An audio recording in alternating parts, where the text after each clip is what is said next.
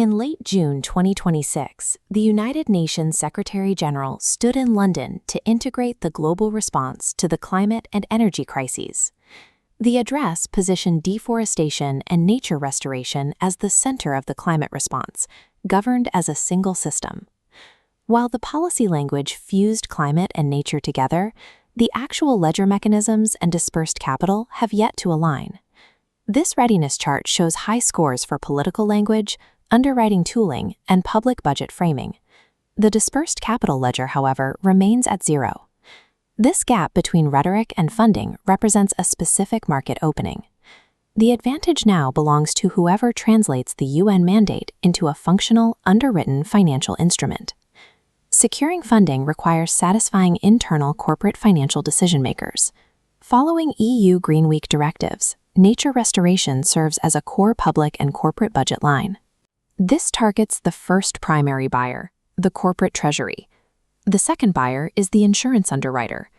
The United Nations Environment Programme Finance Initiative recently released a methodology to price nature directly inside climate risk modeling. A nature-based solution must be engineered to pass the dual scrutiny of these two financial gatekeepers. Project developers often present pitch decks as a strict carbon asset or a separate biodiversity asset. Splitting the value this way forces money through separate, conflicting funding channels. These isolated streams lose pressure and waste resources. Institutional capital requires a unified asset. Combining these streams into a single pipeline provides the efficiency that large-scale financiers demand. Separate valuations result in nature and biodiversity outcomes appearing at the bottom of the ledger as optional charity. Unifying climate and nature into one mathematically rigorous investment claim allows the project to survive standard third-party auditing. The Integrated Project Claim Blueprint provides the structural standard for future nature-based solutions. We begin with a single physical source node, such as a mangrove forest. Measure and document the exact CO2 equivalent sequestered to establish the core carbon value. Quantify the physical risk reduction to assets. Documentation of storm surge buffering satisfies the new UNEP FI pricing models. Document ecosystem restoration as a mandatory core metric. Biodiversity functions as a primary outcome, not an optional benefit. These three distinct measurement strands funnel into one central unified account node. This framework presents the project to the corporate treasury as a core resilience budget line. Underwriters read the same account as a measurable physical risk reduction. This one project, one account architecture creates a highly legible, multi-value financial asset. Southeast Asia provides a physical demonstration of this integration. Data from the National University of Singapore shows that conserving regional peat swamps and mangroves mitigates roughly 770 megatons of CO2 equivalent annually.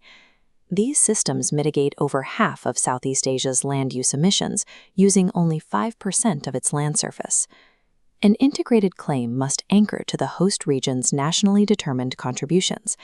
The project must also map against the region's national adaptation plans. Hardwiring these project outputs directly into these two national regulatory frameworks provides the exact compliance backing required for institutional capital. The Integrated Project Claim Blueprint results in a bundled account of mitigation, adaptation, and biodiversity, ready for underwriting.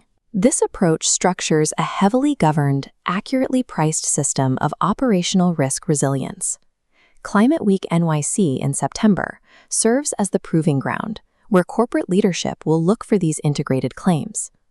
Natural systems already perform the work of integration. The financial structures are now catching up to that physical reality. With the political mandate and the underwriting methodology in place, financial dominance belongs to whoever writes the first integrated account.